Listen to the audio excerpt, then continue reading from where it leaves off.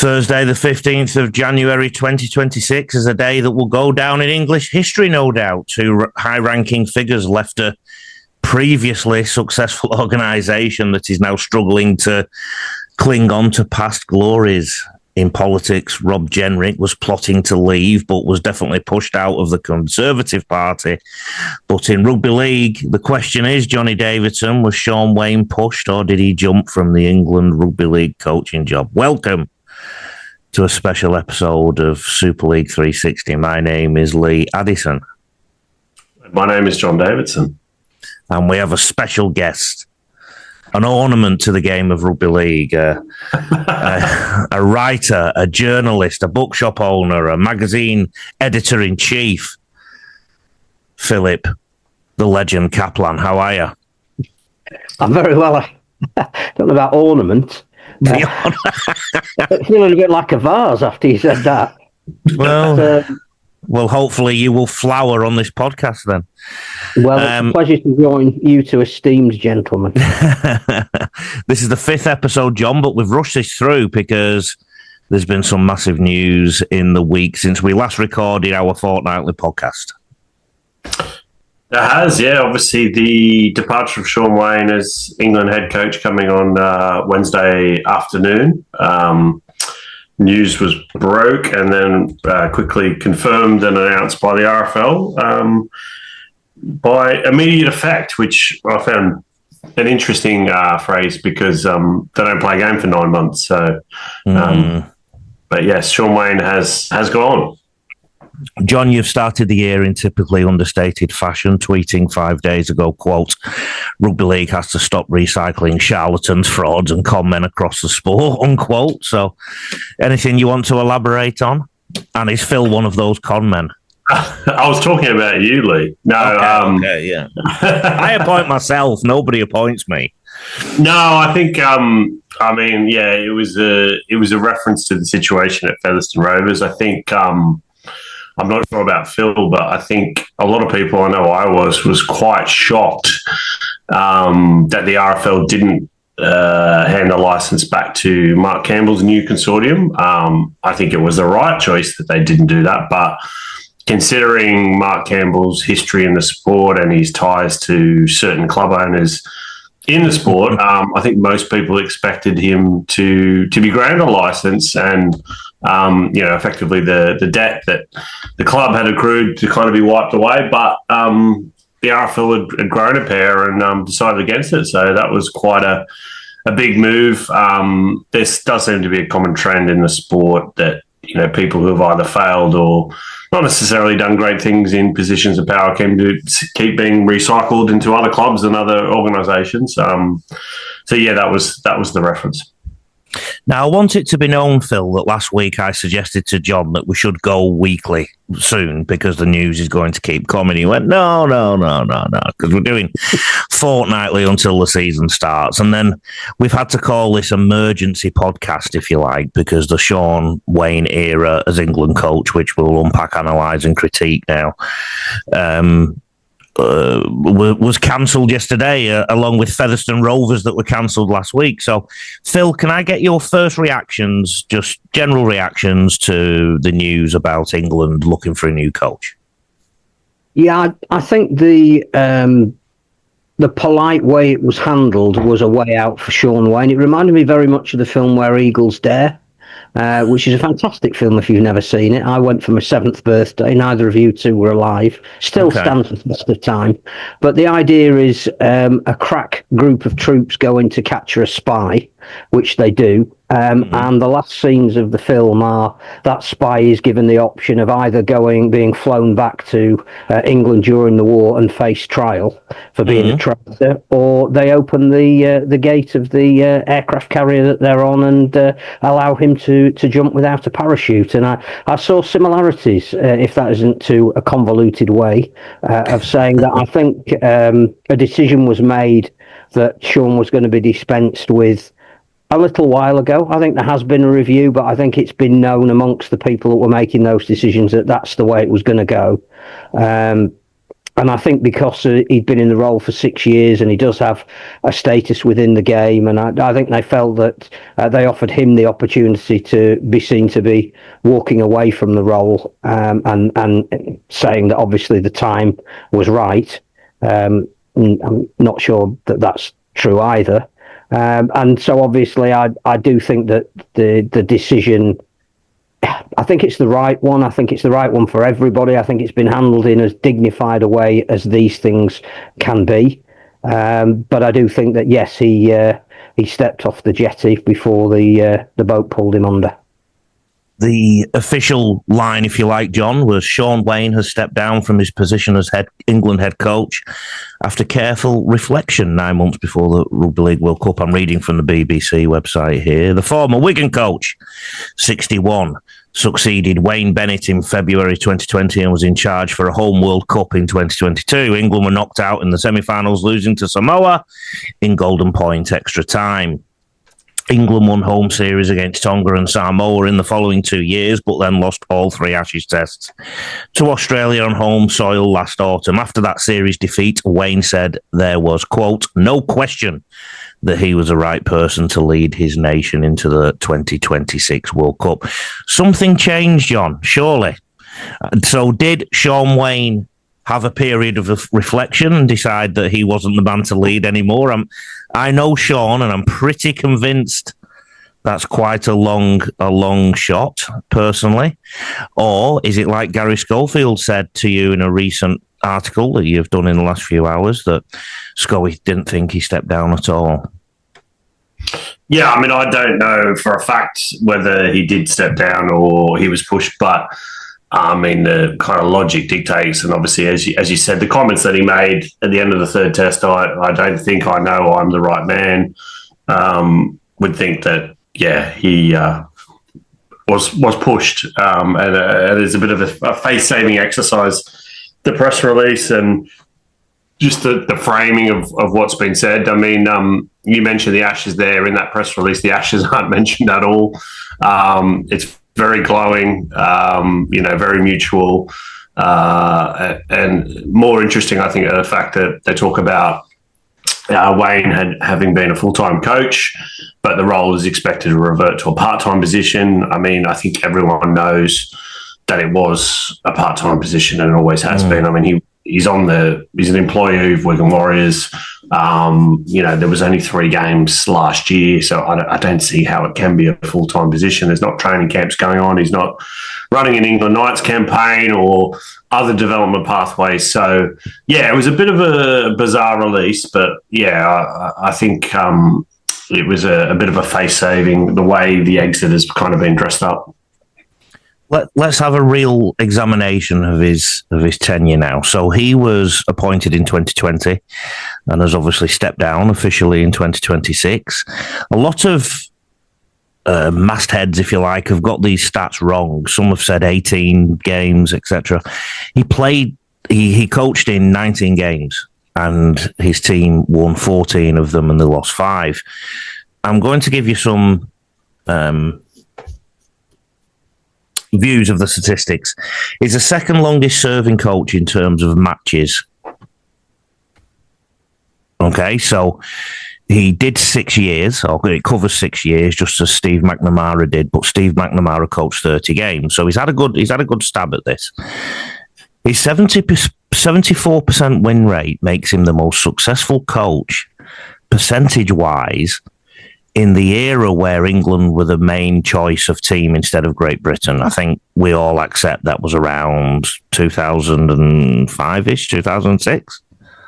Roughly, Phil, you'll have a better memory of that. I think GB were the default team in the Tri-Nations and the Four Nations, and then it became England. So percentage-wise, he's actually the most successful coach. Tony Smith had a 58.3% win ratio. Steve McNamara, 56.7. The great Wayne Bennett, 63.64. He wasn't able to match Wayne Bennett or Phil Larder, who had an 85.7% winning rate in coaching England to a World Cup final. And Larder also managed a win against Australia. Now, I know what you're both thinking as I read out those percentages, that there's certain teams that Shaun Wane never coached against. So he had 4 fixtures against France, 1 against Fiji, 1 against Papua New Guinea at home, and 1 against Greece. So I think that's 7 fixtures, isn't it, that everybody had expect England to win, particularly at home. Although the great Wayne Bennett could not manage a win against Papua New Guinea, if you remember. Also, I think there was 2 against the Combined Nations All-Stars, wasn't there? 2 against the Combined Nations All-Stars, so he's got a 50% win ratio against them.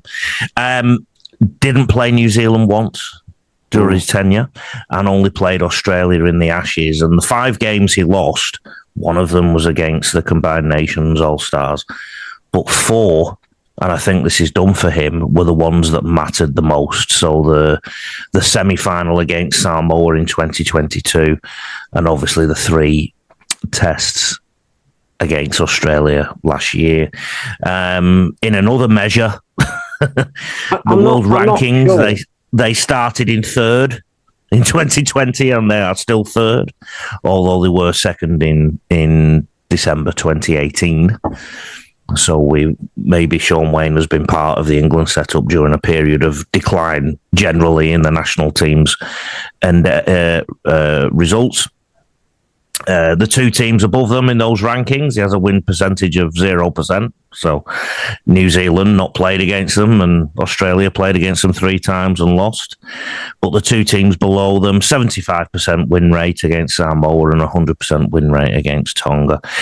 If we compare Ashes series in England, so if we compare him to numerous Great Britain coaches, he's the worst coach since Maurice Bamford in 1986. When you look at the aggregate scores of the series, so the aggregate score of this series was 70-18, a gap of 53 points, and an average of 23-6 per game, which is a 17-point gap.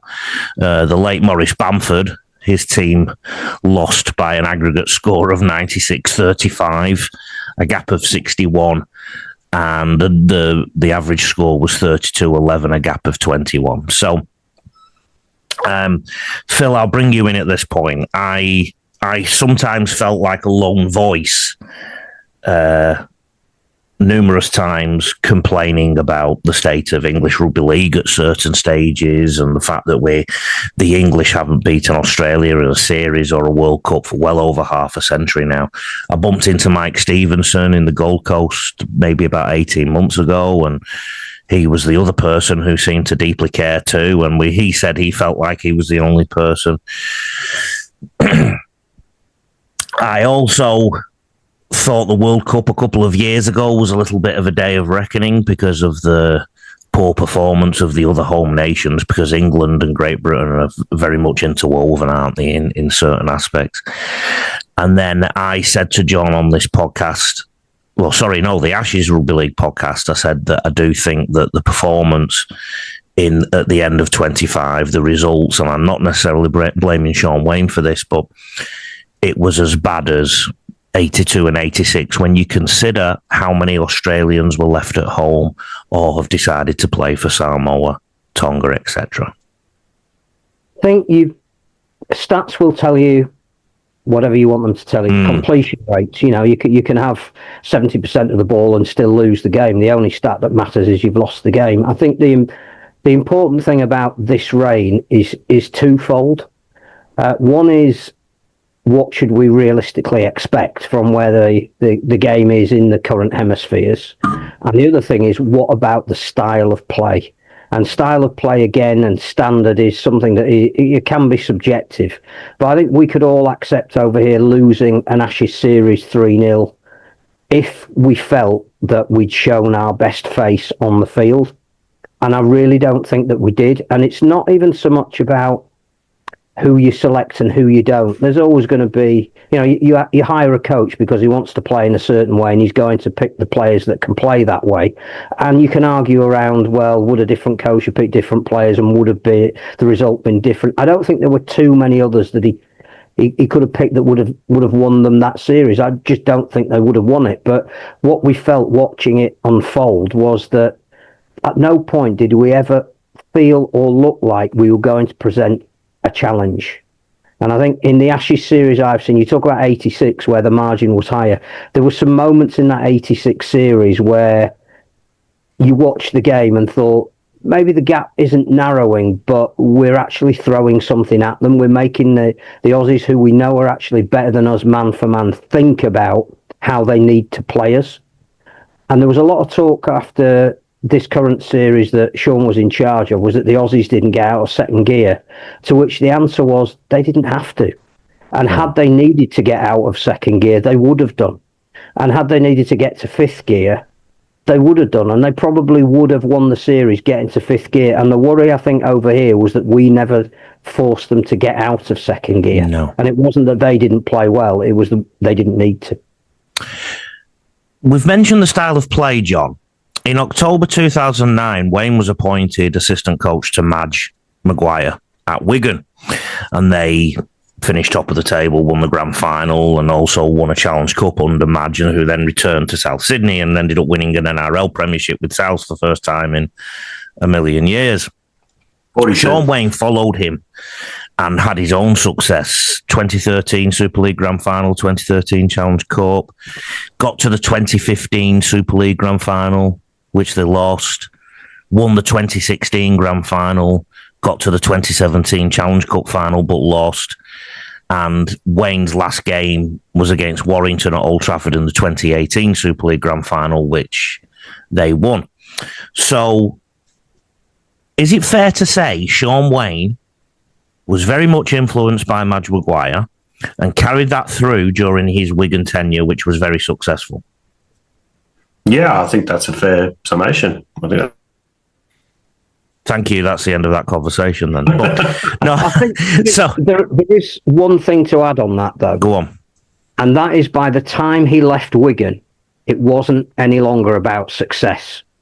It was about that Wigan themselves were losing fans because the style of rugby that was being played was turning them off. That's really important context. And I think it is because obviously Wigan are a club that is built around success. So it's almost like a given, but it's given in such a way that the fans relate to the way a team plays. So they were turning on Shaun Wane's style of play. There were. I can remember being at a game at Wigan in the playoffs when Leeds went there, and I believe Leeds won something like 8-0. That might have been a league game, and then they met again in the playoffs, and it was something like 14-0. And we were talking to Wigan season ticket holders who were saying they were not going to renew even if Wigan had won the grand final that year. And it wasn't a representative poll of the bulk of the crowd. It's literally the people that are sat near you that you take a sounding board from. But the grumblings were not that they were successful and they hadn't won trophies, but the style that they were playing or not playing, was turning people away from supporting the team. Now, I'm not laying that at the blame of Shaun Wane, because I think the other corollary you've hinted at that we absolutely need to bring in here is you've got to look at the players that are available to whoever even takes over from Shaun Wane, and the disparity between what he's got and where he needs to get to is as big as it was in 1982. The Grand Canyon. So we're back at that point in the sport. So, he can't be held responsible for that. No. But what he can be held, I think, responsible for is the fact that he is ultra-conservative, with a small c, in the way I think he views tactics, and the game has moved on. And I think Michael Maguire is a really good point to bring him up, because Michael Maguire won a grand final over here by introducing the wrestle, and the Wigan were magnificent at it, but it stifled the opposition. It wasn't pretty much.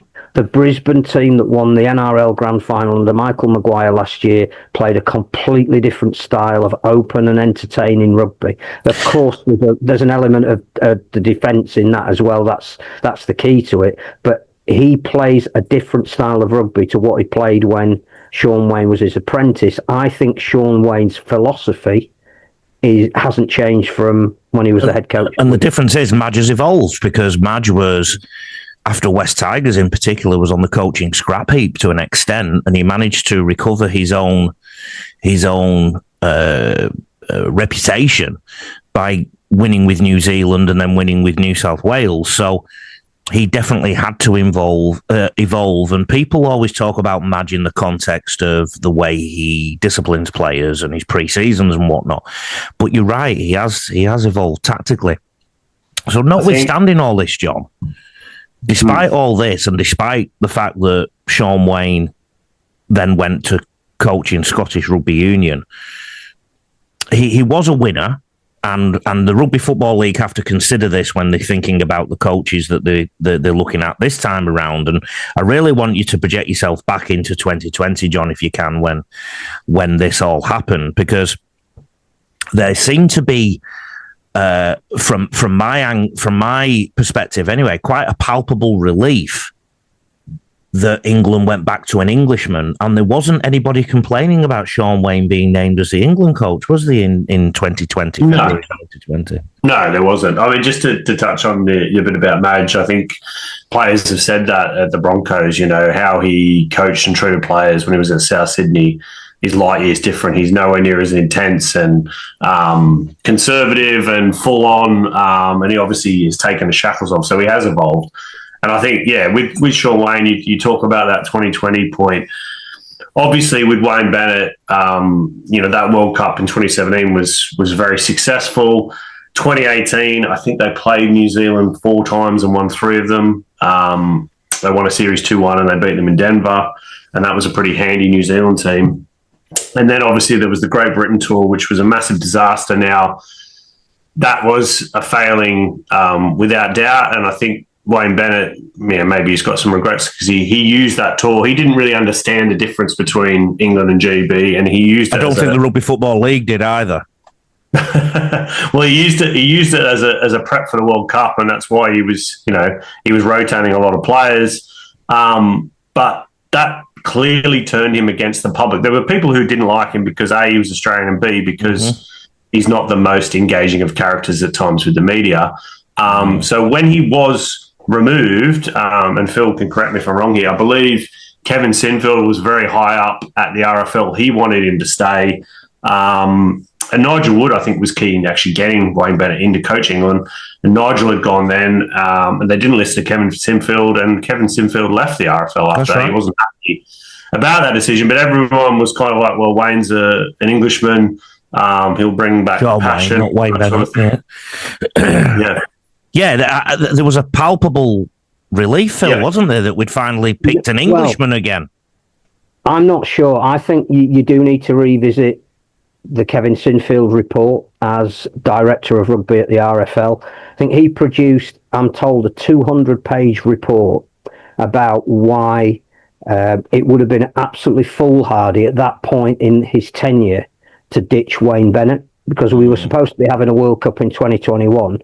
And obviously he was coming off a tour in 2019 that went wrong, for which, yes, he has to take some responsibility, but so do the RFL for not briefing him properly about what that tour was about. I think he was told, basically, you've got carte blanche to make sure that England win the next World Cup, and GB is supposed to be something more than that, and it just degenerated. But I think the feeling was that to make such a radical coaching change literally halfway through a World Cup cycle was the wrong thing to do.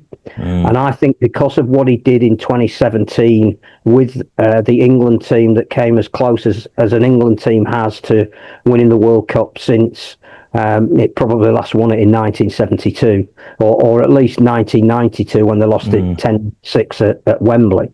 I think there are a lot of people that thought Bennett wasn't the most engaging of characters, but if we were going to win it, and it was going to be a home World Cup, and that's the other thing that I think they felt that was where we were going to pull a bit of advantage back from the Southern Hemisphere teams, that Kevin Sinfield certainly, and I think a lot of people that were looking at that World Cup as being a real regenerative tool for rugby league in this country if it had gone ahead at that time. I think there was division as to whether they should have got rid of Wayne Bennett or not. I don't think there was genuine rejoicing that it was Shaun. I think maybe Shaun was the only candidate if you were going to make a change. There certainly wasn't any complaints, though, was there? I don't remember anybody ever saying he's too conservative as a coach. And we're also trying to get the world record for the amount of times we use the word conservative in a rugby league podcast, by the way. And I've just done it again. With a small Yeah, nobody was complaining about Shaun Wane being the coach, I don't think. I mean, I remember feeling a little bit upset that Wayne Bennett was no longer the coach. Wayne got a 2-year contract. He was 55 at the time. Wayne Bennett had 4 years in charge, and his contract had run out. So I assume with Wayne Bennett and Kevin Sinfield walking out of the door roughly at the same time too, they put together the money to give Shaun Wane a full-time coach. The Guardian article of the time, written by Aaron Bauer. Now, I'd love you to analyse this, John. Shaun Wane has promised to rebuild the relationship between England and Super League clubs after being given the job of coaching the national team until next year's World Cup. Many within the sport were critical of Bennett for seemingly not showing enough of a hands-on approach with domestic clubs and the national team, something Wayne, without a Y, has promised he will change as an absolute priority. He was quoted as saying, "The one frustration I had when I was club coach was that I'd have done things differently. Now I'm England coach, I will do. I'll not only liaise with the head coaches, but with physios, coaches and the players playing for a certain club. It's showing them the respect they deserve and making sure they're including in everything. It's about getting that link back." That was Shaun Wane. John, my question to you is, did he keep that promise? Not that I'm aware of. Okay. No, I don't think that's the case. I think particularly with certain players as well. I know Jake Connor obviously talked out publicly and said that he hadn't had a call in years from Shaun Wane. I spoke to Dean Hadley before the grand final, who was obviously didn't make the earlier squad, but was a player in contention, had a great season. He hadn't had a phone call. I think, there's one thing to talk about what you're going to do, and then there's another thing in actually doing it. And I think interesting from my point of view, I wrote an opinion piece just after the World Cup in 22 about Wayne and his future, because there was a bit of debate then after they got knocked out in the semi-final, whether he was going to continue, whether he would, keep his job. Most of the debate was started by you, by the way. Well, I mean, you can dress it up many different ways, but not making the final in a home World Cup when you don't face Australia or New Zealand in the group stages is a failure. But a lot of the same mistakes we could say that happened in the Ashes happened in that World Cup. There was players picked out of position, there were strange selections. There was basically the one sort of same style of rugby. There wasn't a change in tactics. There wasn't a variation. And there was a very closed off group in that they weren't out there engaging with the community, with the fans or with the media. So it was kind of a rerun, I would say, the Ashes. And obviously what Gary Schofield said to me yesterday, England were poor in performances. The squad selections were wrong and the tactics were wrong. And the other component, and this is obviously, I think if you're whitewashing a team and winning 3-0, you don't have to necessarily go out and win more fans and try and get publicity. But if you're getting pumped and you're not even doing that, and the team that's pumping you, or the foreigners, are, wowing the fans in Leeds and other places by, getting photos and selfies and everything else, then you really need to have a good look at yourselves. I think the RFL's done that. I just can't believe you didn't have any stories of physios getting phone calls. Well, I certainly know some stories of media figures getting phone calls. Whether the physios did, I don't know. But I think the funny thing about that story, Lee, if I can remember correctly, I remember there was some chat when Wayne Bennett was coach, and he'd had a coaches meeting, and there was a couple of coaches who didn't turn up, and one of them was the Wigan coach at the time. So, there's lots of components to this, and obviously. There's been a lot of talk about this year England won't have a World Cup warm-up game. But the thing is, there was a window for a game last year, but they didn't want to play France because they thought France were not good enough and it was not competitive enough and no one would turn up to watch it. So you've got to either have your cake or eat it too. You can't complain about we don't have opposition and then neglect to play a France. Or even, I spoke to Jason Demetriou, and he would have loved his PNG team to play England in England as a warm-up, because there's probably 10 to 12 PNG internationals in Super League and the Championship at the moment, if not more. Phil, there I was think going a. back, Oh, sorry, you go. You go. no, I was just going to say, going back to that Guardian article, it's all very well saying you're going to build bridges to the coaches, but it's the club owners that determine the length of the season, whether there's going to be an international window, whether they're going to release their players. That's a tiny bit naive to say that the issue was with the club coaches. The fact is, Wayne Bennett was based in Australia. This was going to be a home World Cup where he would have been able to engage with people in a more face-to-face manner, and it was an easy line to trot out at the time, but it was never going to change anything just getting the Super League coaches on side. It had to be the RFL that were determining the fixture calendar, and the owners that were going to be prepared to say we might sacrifice something to allow our players to play in a game. So I'm not sure there's a huge relevance in when that was written 6 years ago. 2020, there was an opponent that even Australia couldn't beat, which was the coronavirus. So Shaun Wane didn't coach his first game until the 25th of June 2021, and they played the Combined Nations All-Stars in Warrington and lost 26-24. There was a man, Phil, called Jake Connor, who played well for the All-Stars team in Shaun Wane's first game, and he'd been ignored for England's selection, and that name would, to an extent, haunt Shaun Wane again after his last game, I think, too. What do you remember of that game and that time and everything around it, Phil? Well, his Trinidadian heritage meant that he could play for the All-Stars, which he was very proud of. Yeah. I think I'd rather go back to 2018 and Denver. Okay. I think at that time, Jake Connor was playing centre, I believe. He won a Challenge Cup with Hull, and he played really well in Denver. He may even have got the player of the match. I don't know how that was formally decided or who decided it, but I think I've got some recollection. Probably Donald Trump. Trophy after the game. It wasn't a Peace Prize, so it would have been Donald Trump. Okay. So Jake Connor does have an international pedigree. It's just that he has not been allowed to show it on the widest stage because he is a maverick type of player. And I think it's interesting watching his development at Leeds firsthand last season, that he started pre-season under Brad Arthur as a utility player. He was told in no uncertain terms that he wasn't guaranteed a starting spot, and he was viewed as, if we need you to fill in at fullback, or we need you to play centre, or we need you to play half, then that's where you start in this squad. And I think if everybody had been fit on day one, round one, he possibly wouldn't even have been in the 17. The best he could have hoped for was on the bench.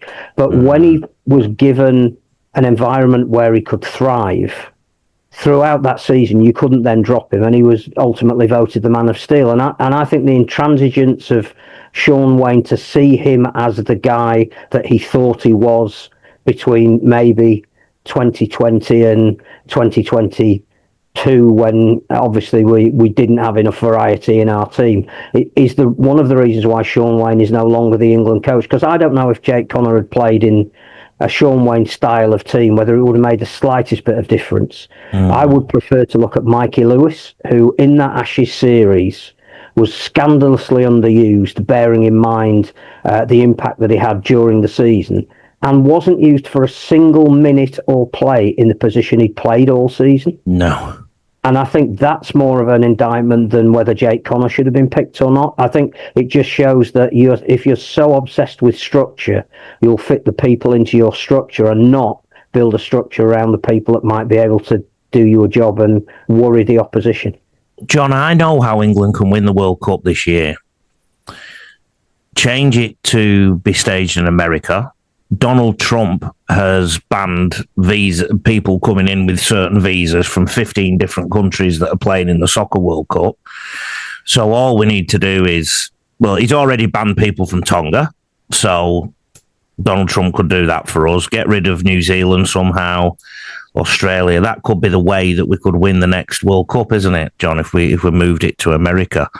That said, Shaun Wane didn't need that in 2022. He won the All-Stars fixture 18-4 a year after. And then another name that has popped up several times during the Shaun Wane era. George Williams' selection was questioned after an underwhelming run of form at club level for Warrington. And I would guess there were certain selections like that were a hallmark of the Wane era. And at the time he said, I know George can play. I know he's doing it tough, but I trust him. John, your thoughts? Yeah, I mean, I think he said that in the Ashes, didn't he? Certain players have got credit in the bank. You know, George Williams, John Bateman, Alex Walmsley, Jack Wellesby. You know, and for some of those players, you could argue they weren't in great form, or they were perhaps getting a bit old. And there were other players who were in much better form who should have been given a shot. Now, that didn't happen. And England got dominated. And one of the reasons why there was a lack of creativity, there was a lack of able to unlock defences. So, you know, you look at the spine, and Willie Peters said this to me in an article, who was obviously the assistant coach for Australia and is a big contender to take over this England job, is, you know, Australia had the same spine, barring Isaiah's injury, but the same spine for all three tests, while England changed the spine nearly every position every time.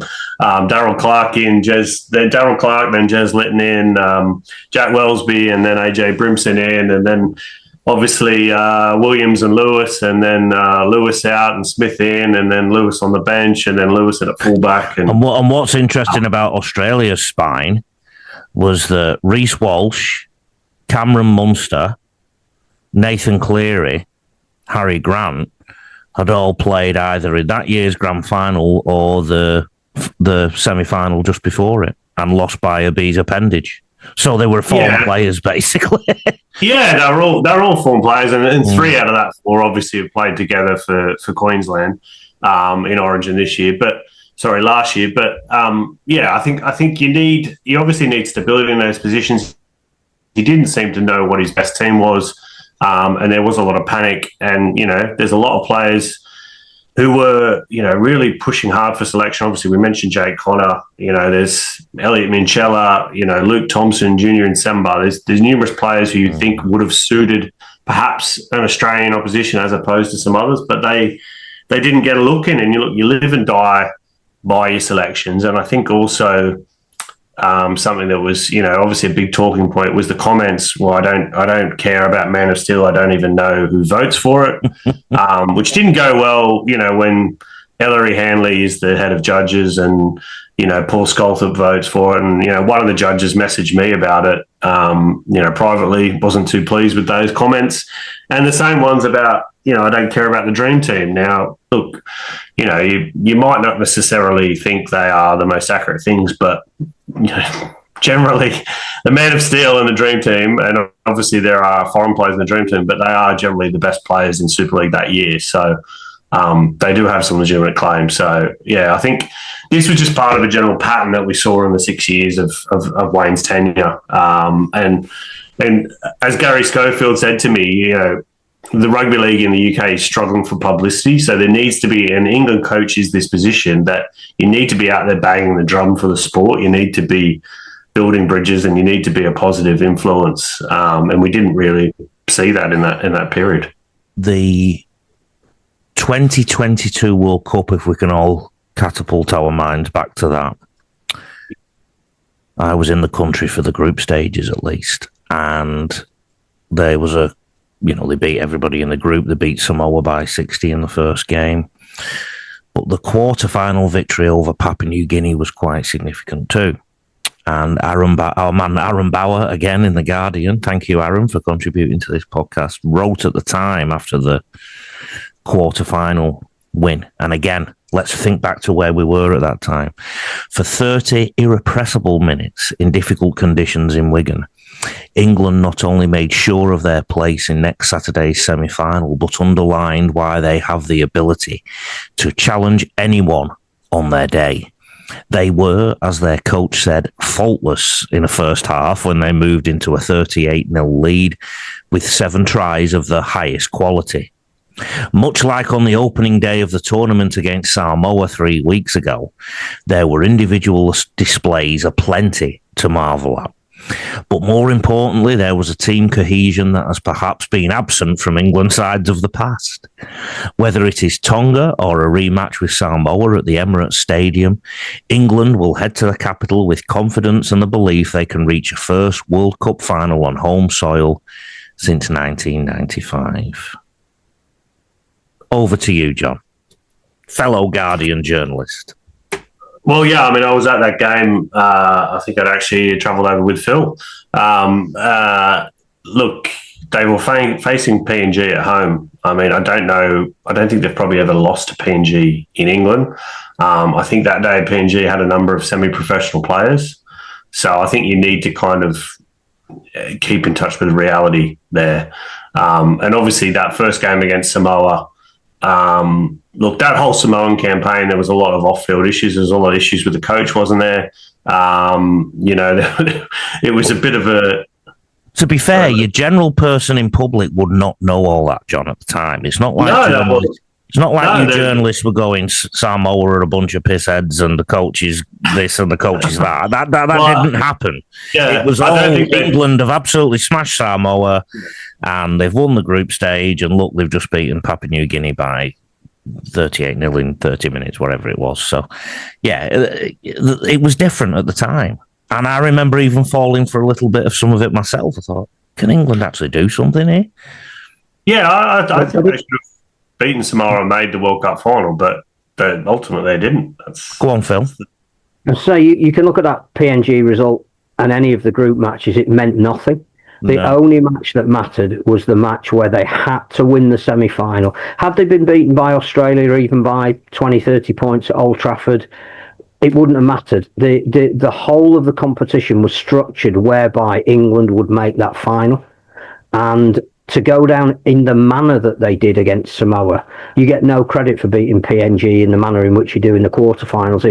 If you are so abject in the semi-final, and I think my recollection of that semi-final was that is the worst golden point extra time I have ever seen a team play at any level, never mind in a semi-final.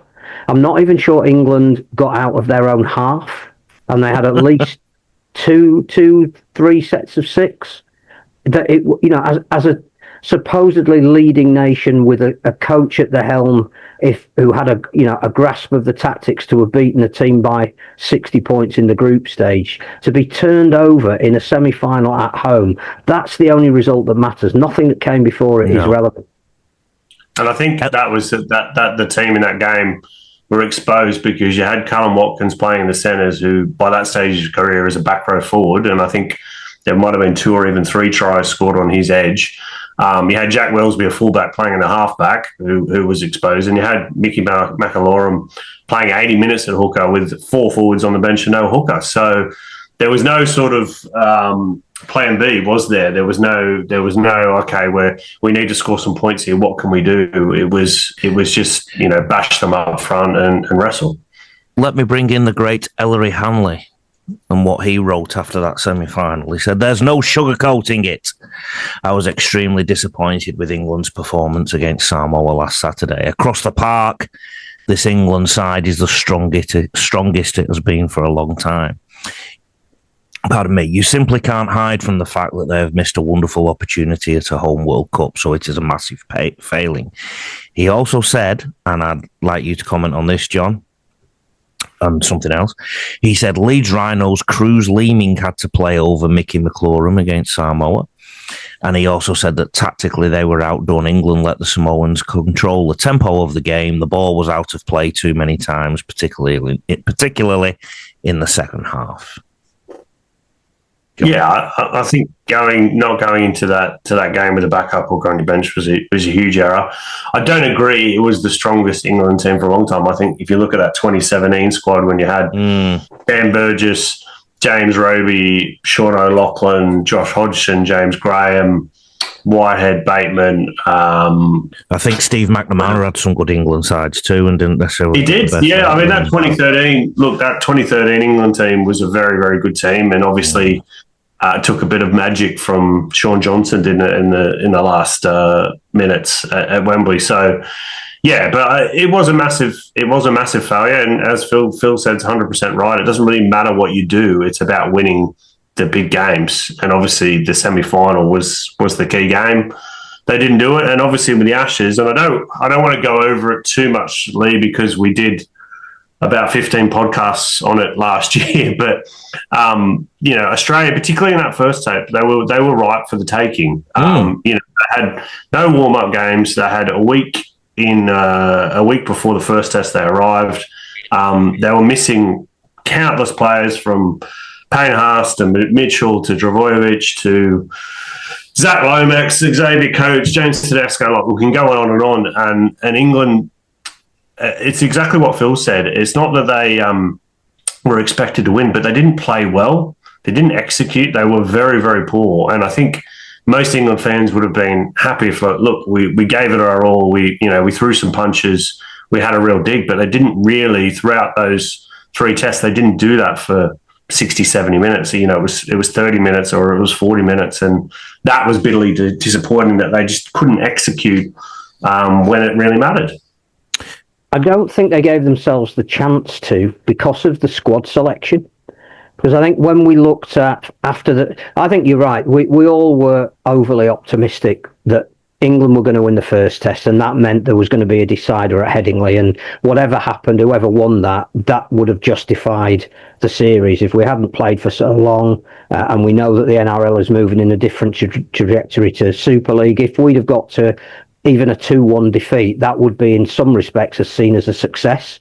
And the one that we were going to get was the first one.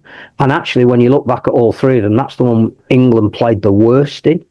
But when it was realised on the journey home back from watching that first test that changes had to be made to the England team, you looked at the players that were in the squad to be brought in, and they were exactly the same in terms of style and the way they were going to play as the players that were already there. And I think the criticism isn't necessarily any coach can pick whoever he wants, but there's got to be surely within that 24 the ability to change, to throw something different and not just make like for like changes. And I think that's where Shaun was too set in his ways, that he didn't even have a couple of, there's a couple of young players in 2025 who are in real form, who you might have said, because it's a squad of 24, we'll put them in the same way that Australia did it for Ethan Strange. I don't think Ethan Strange was ever going to play, but to have him as part of a 24-man squad and experience what touring's all about and be around the elite of the elite, for 3 weeks,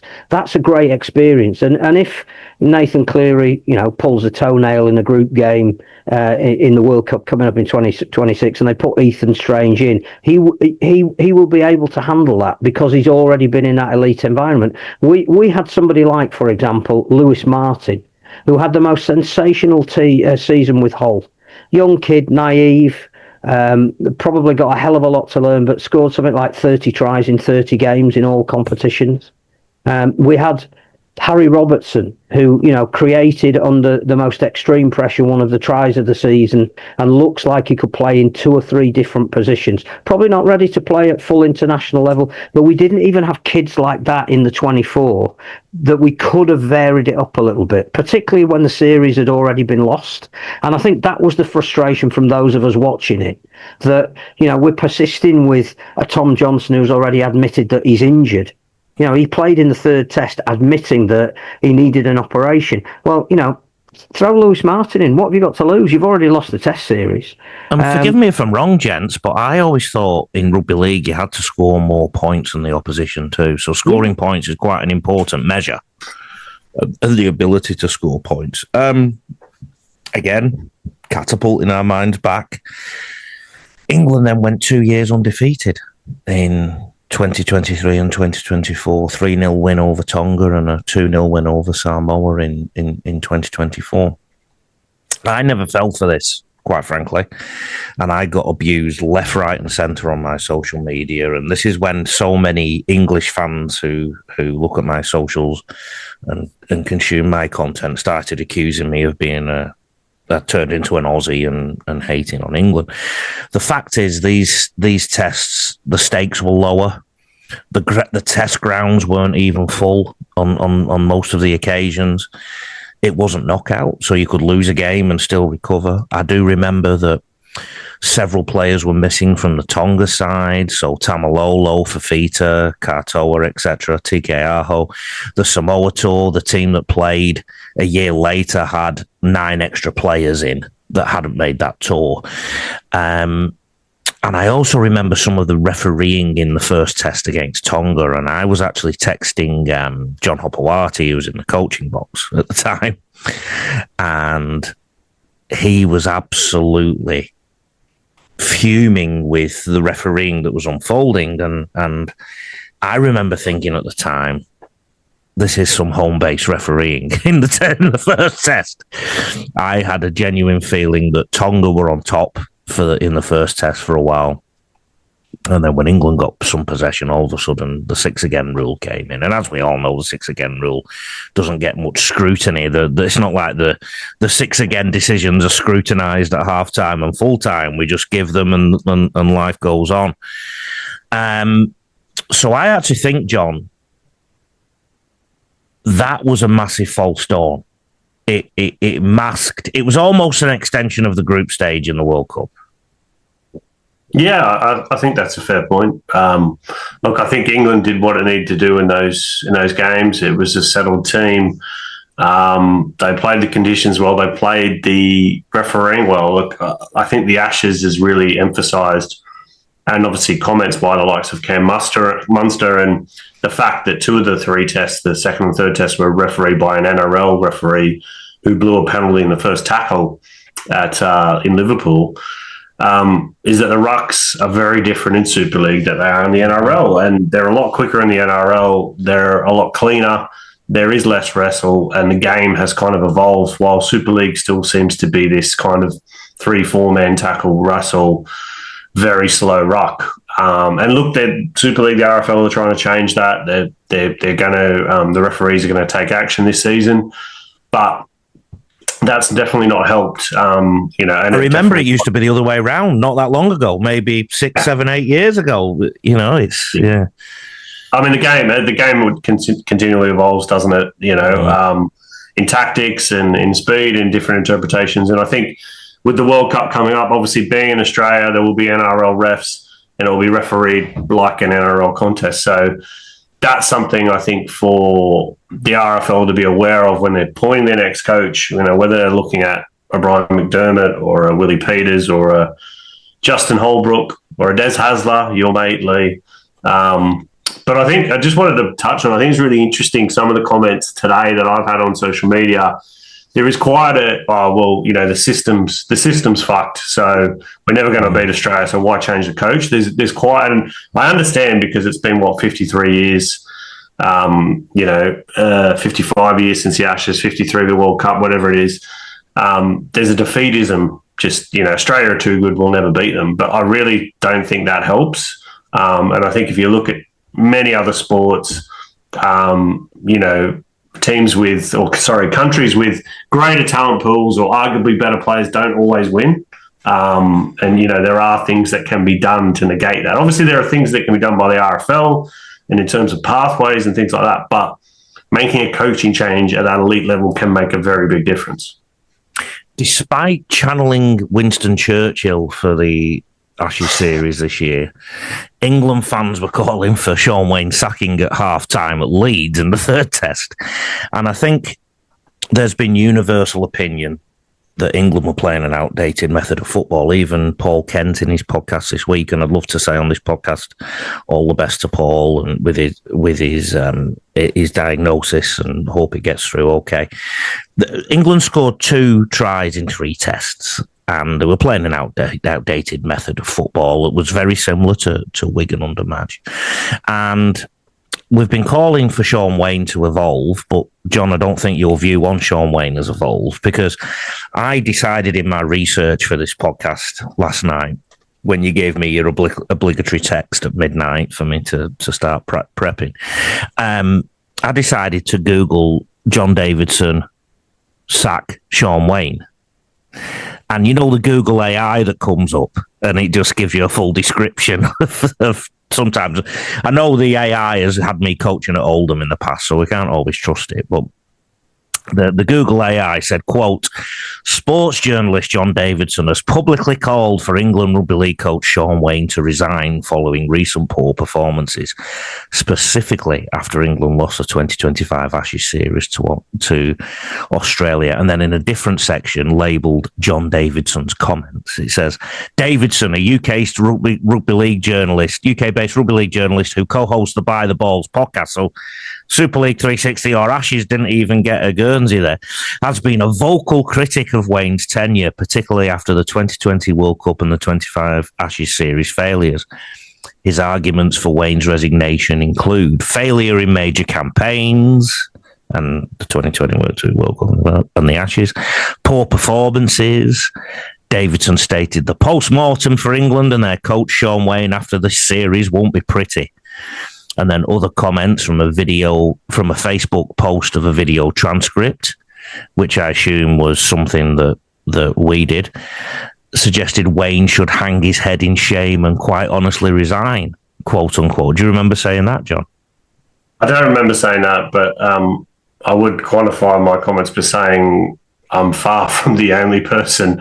I think, Brian Carney, former international, Terry O'Connor, a former international. Obviously, Gary Schofield and his comments to me were that every ex-international and England fan that he's spoken to said the same thing.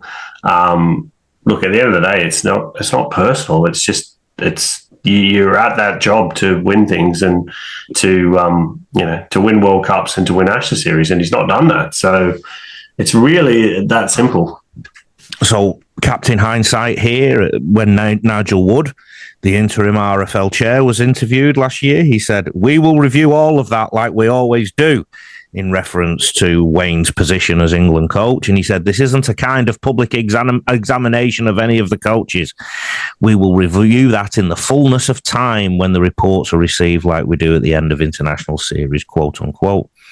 And since then, there's been a decision a realisation that there's no room in the domestic schedule for a mid-season international, and I believe he's going to get minimal training, or he would have got minimal training ahead of the World Cup. So the question now is, Phil, who's next? Andrew Reid on Yahoo News says Willie Peters has emerged as a front-runner. The game caller on Twitter said Paul Rowley is going to be the coach. His tweet literally said, quote, the Rugby Football League decided earlier today that the national team will go in a new direction.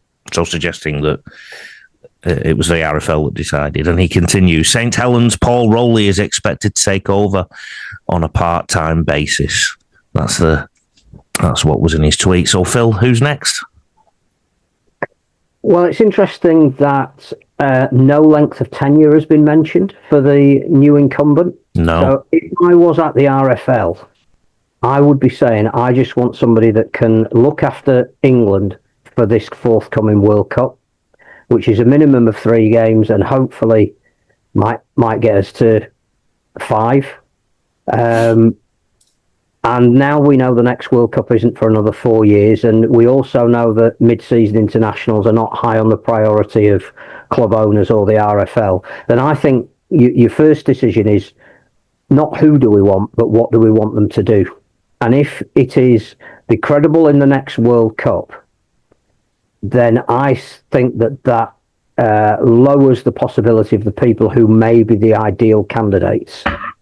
I think Paul Rowley is a longer-term candidate because I think his first year of getting his feet under the table at St Helens will exercise the bulk of his time. I think Darryl Powell is a longer-term candidate because, again, I think he plays a style of rugby and I don't think we'll be swayed by picking people who have credit in the bank, but generally on form and in the way that they want them to play. I think he would be a longer-term candidate. I think Willie Peters, having been an assistant coach with Australia, if he has ambition to then be a head coach, I don't think it's going to be of Australia, so that might fit with him, but it's a hell of a start to the season for Hull KR.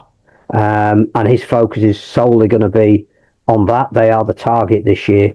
I think if you view it as an initial one-off appointment, which is solely aimed at the World Cup, then I think you need a coach who, A, can come up with 3 varied game plans in your group stages. I think you need somebody who can get a disparate group of talented players together at very short notice and give them the trust and the belief that they are good enough to beat the opposition that they're facing. And I think you look at somebody who has an intimate working knowledge of the NRL as it currently is, as in the game that England have to win in the World Cup is the first game. It's the game against Tonga. Somebody who's going to be coaching against all of those players throughout this season and has a hands-on knowledge of how they operate and their strengths and weaknesses. So I think you're looking at somebody that at the moment is working in the NRL, of which I think there is only one candidate. And you may say, A, you're mad, and B, you're biased because you know him quite well. But clearly for me, that would be Brian McDermott. I think he fulfills all of those criteria. And I think the same.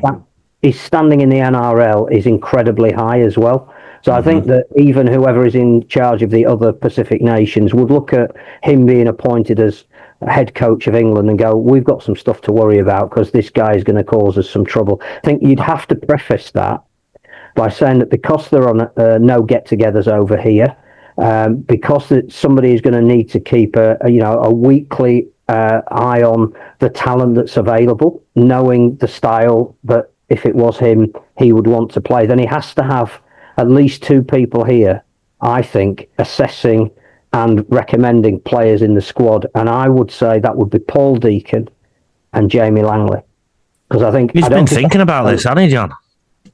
Well, I don't think a head coach can do it, nor necessarily would want to do it. But I think assistant coaches, who he knows, who he's either played with or coached, and who are young and could actually then even take on the role, if we dare use the words in rugby league of succession planning, those are 2 people that further down the line could be involved in the 2030 World Cup.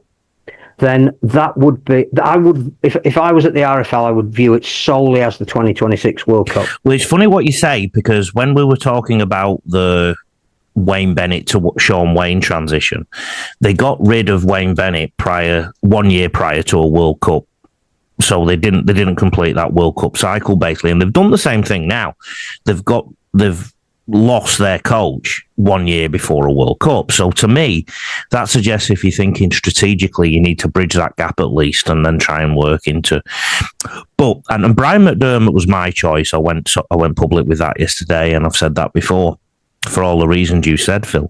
But joining some dots, John, from this illuminating conversation we've had, Phil mentioned earlier that Nigel Wood was a Wayne Bennett fan. Nigel Wood is back. Wayne Bennett wouldn't need much airfare because he'd just have to fly him to Australia. He'd get the players out early to Australia. He has coached England to a final already in Australia. Yeah. He has got all that intimate knowledge. Brian McDermott could potentially assist him and then take over the job long term. Look, Wayne Bennett hardly has, he has to roll out of bed and he's at the World Cup. Anything's possible. I think it's probably unlikely at this point, but anything's possible. I'm sure Wayne, he just loves the game. Unlikely? I think he it's wanted unlikely. The Australia job a year ago. Yeah, I think it's unlikely because of the reaction probably that a lot of England fans would have. I think the Great Britain disaster still leaves a lot of bad taste in a lot of people's mouths. Look, I think Brian McDermott is a really interesting one. Obviously, great track record, very experienced. I think probably the only mark on him is he can be quite a tough, eccentric character, and I think probably the RFL, after the previous coach, are not looking for a similar hard-nosed, perhaps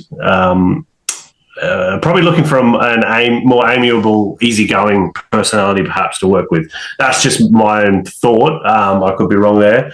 But I think, the likes of a Willie Peters, I think, is interested in the job. Obviously, he is. Is that official? Is that the official journal? That's my understanding. Yeah, that's my understanding. And obviously, he's just coached or been a part of the Australian coaching staff. Not only, a lot of experience in the NRL, but He knows how they operate intimately, which could be very valuable for England going into a World Cup. If you're looking at a support staff, someone like a Sam Burgess, who's very good mates with Willie Peters, who's obviously played at the highest level, is an English legend.